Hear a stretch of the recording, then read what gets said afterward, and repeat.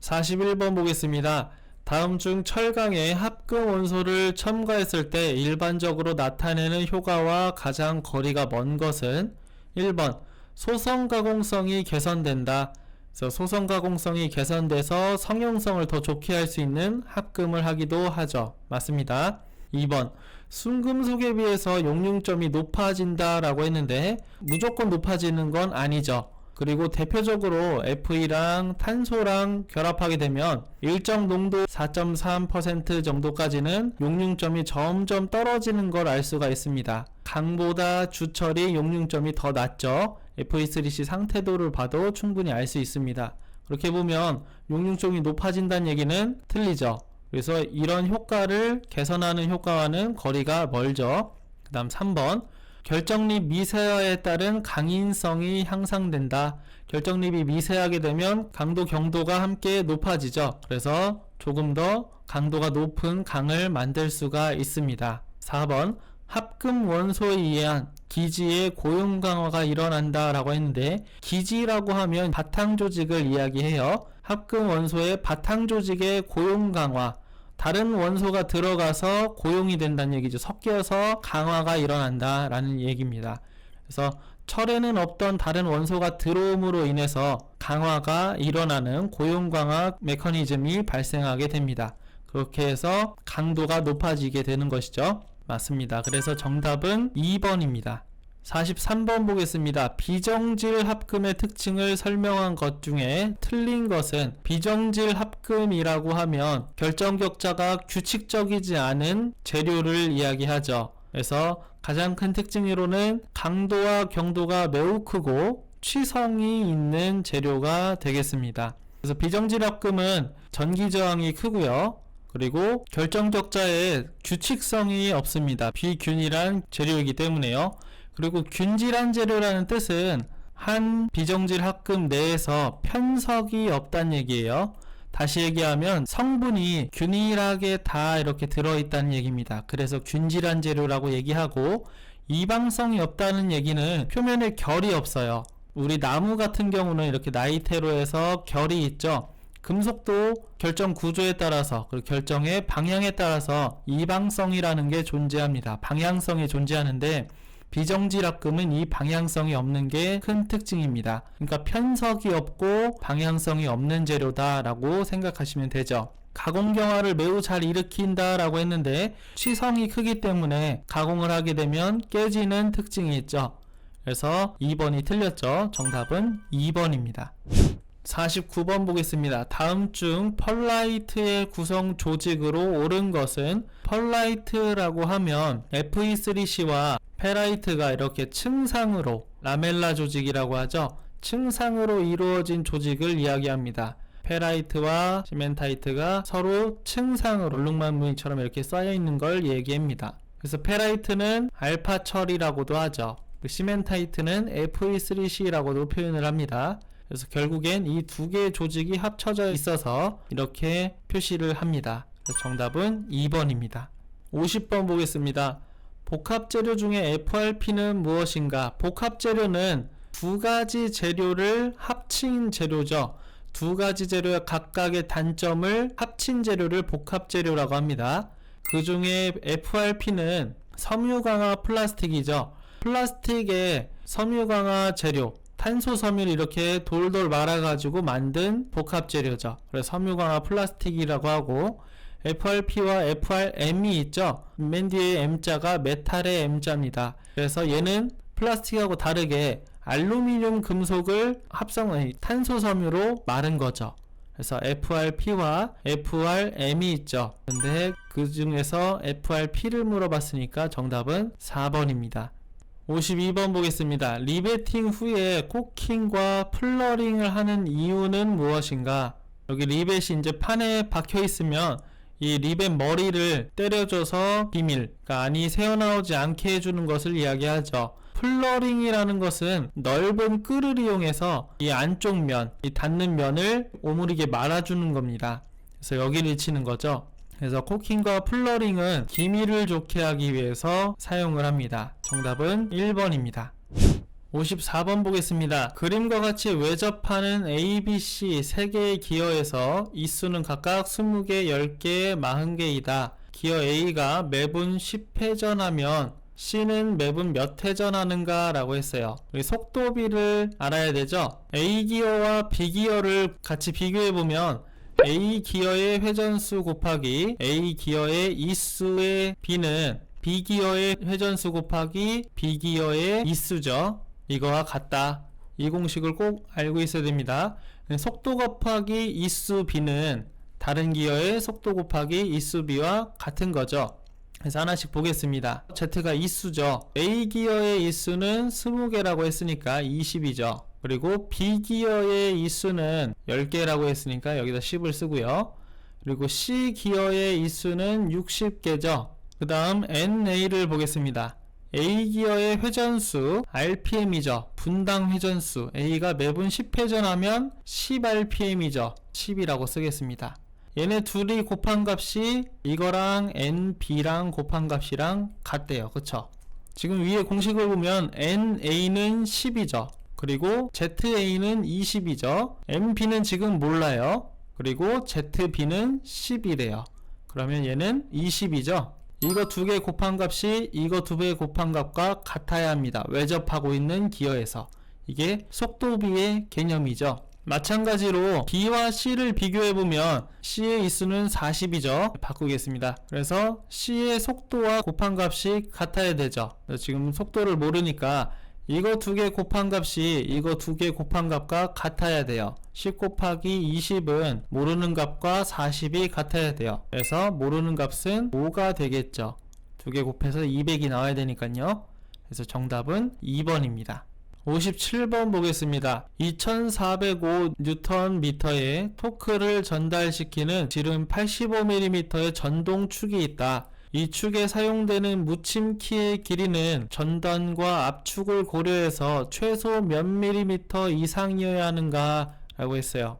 두 가지 공식을 알고 있어야 됩니다. 키의 길이를 구하는 공식을 일단 알고 있어야겠죠. 그런데 키가 전단 응력도 받을 수 있고 압축 응력을 받을 수도 있어요.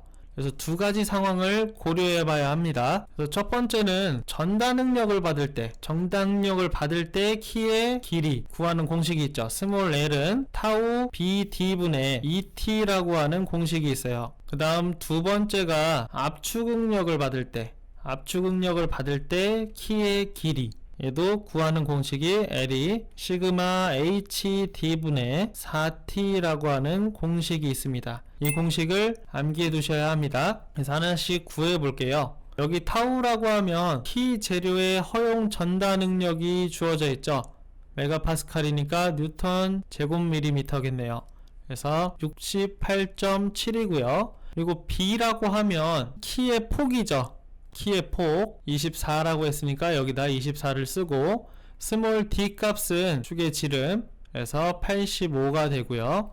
그리고 2 곱하기 토크 값 2405. 그런데 지금 단위를 보면 미터 단위죠. 지금 밀리미터 단위를 계속 쓰고 있는데 미터 단위는 환산을 해줘야 됩니다. 그래서 2405를 써주고 1m는 1000mm니까 1000을 곱해주죠. 얘를 계산해보면 약 34.32가 나와요. 단위는 밀리미터고요. 이렇게 하나를 구하고 그 다음 보겠습니다. 압축 응력을 받을 때 키의 길이를 구하는 공식에서 여기 시그마는 압축 응력의 값이죠. 147.2죠. 곱하기 H 값은 키의 높이죠. 키의 높이는 여기 써져 있네요. 16이고 스몰 d 값은 축의 지름 값이죠. 85. 그리고 4 곱하기 토크의 값 2405에 미터 단위로 되어 있으니까 1000을 곱해주죠. 얘를 계산기로 계산해 보면 48.05가 나오고 단위는 밀리미터입니다. 그래서 두 가지 값이 나왔죠. 최소한 부러지지 않으려면 큰 값으로 설계를 해야 되죠. 48.05 이상으로 설계를 해야 되는 것이죠. 그래서 둘 중에 큰 값인 4번이 정답입니다.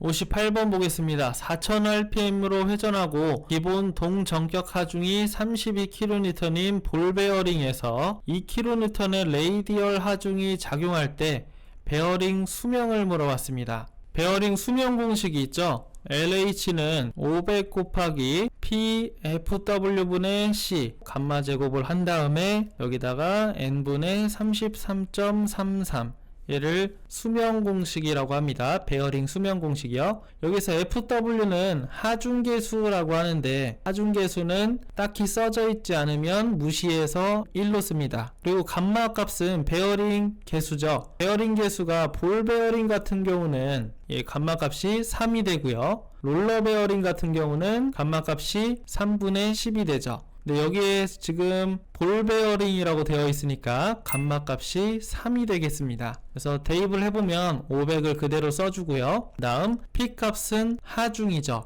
레이디얼 하중 2kN이 작용할 때, 그래서 kN을 그대로 쓰면 2를 쓰면 되고요. 다음 C 값은 기본 동정격 하중을 C라고 합니다. 둘 다 kN이니까 얘도 그냥 32로 쓰겠습니다. F는 1이니까 생략을 했어요. 그럼 감마 값은 볼 베어링이니까 세제곱이죠. 곱하기 라지 N은 회전수죠. 4000rpm으로 회전하고 있고 33.33 이렇게 해서 얘를 계산합니다. 계산기로 계산해보면 17064.96 그리고 단위는 아우어 시간이 되겠죠. 그래서 가장 가까운 값인 2번이 정답입니다.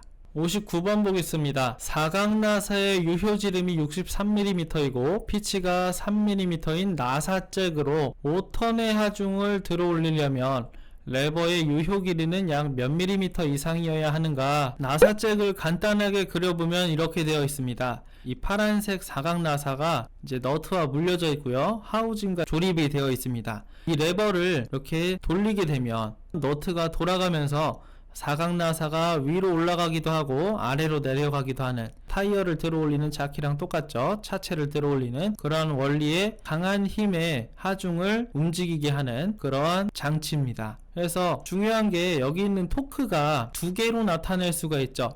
이 레버를 돌리는 토크가 발생되고요. 그리고 사각나사 안에서 밀어 올라가는 토크가 같아야지 얘를 움직일 수가 있겠죠. 그래서 레버를 돌리는 토크하고 그리고 사각나사에서 나오는 토크하고 같다는 것을 이용하는 겁니다.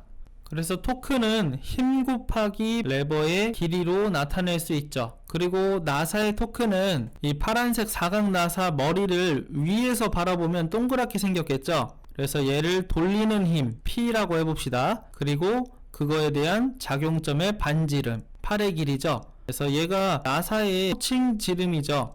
D2라고 해봅시다. 그러면 2분의 D2죠.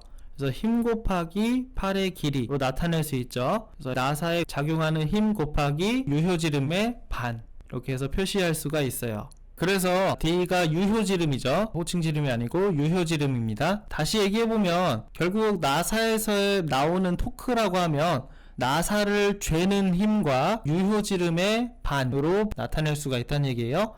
이제 나사의 죄는 힘은 따로 공식이 있죠. 나사의 죄는 힘은 하중 곱하기 파이 DE 유효지름 빼기 뮤 P 피치 더하기 뮤 파이 유효지름, 이렇게 하는 공식이 있습니다. 그 다음에 2분의 D는 그대로 써줬죠. 결국에 나사를 죄는 힘은 이렇게 됩니다. 그래서 나사 죄는 힘 공식을 알고 있어야 돼요. 어려우셔도 외워둬야 됩니다. 그 다음 레버를 돌리는 힘은 똑같이 FL이 그대로 가는 거죠. 그 중에서 지금 문제에서는 레버의 유효 길이를 물어봤죠. 라지 L을 물어봤으니까 F를 넘기겠습니다. 그래서 라지 L은 F분의 하중 곱하기 파이 DE 마이너스 뮤 P P 플러스 뮤 파이 DE 곱하기 2분의 DE 이렇게 쓰는 거죠. 그래서 얘를 계산해 봐야 돼요. 복잡해 보이지만 차근차근 하면 됩니다. 라지 F는 레버 끝에 작용시키는 힘이죠. 그래서 200이고요. 다음 W는 하중이죠. 여기 눌려지는 하중 어딨죠? 나사잭으로 5톤의 하중을 들어 올리려면 결국에는 이 나사에 5톤의 하중이 가해진다는 얘기죠. 근데 지금 5톤이라는 거 5000kg이죠. 얘를 뉴턴 단위로 바꾸려면 곱하기 9.8을 해줘야 되죠. 왜냐면 1kg은 9.8 뉴턴이기 때문에 단위 환산을 해줘야 되죠. 그래서 5톤은 5000kg이고 9.8을 해줘야지 W 값이 써지는 거죠. 이제 여기 파이는 그대로 가고요. D2 값은 유효지름이죠. 사각낫의 유효지름 여기 있죠. 곱하기 63 마이너스 여기 뮤가 접촉부의 마찰계수죠. 나사의 마찰계수 0.1 곱하기 스몰 p는 피치 값입니다. 피치가 3mm죠. 분자의 p 값은 피치 값이죠. 플러스 뮤가 0.1이라고 했어요. 마찰계수 곱하기 파이 곱하기 D2 값이 유효지름 값이죠. 63이고요. 그 다음에 곱하기 2분의 유효지름 값 63. 그래서 얘를 계산기로 계산해보면 890.078 정도가 나옵니다. 단위는 밀리미터고요. 그래서 가장 가까운 값인 1번이 정답입니다.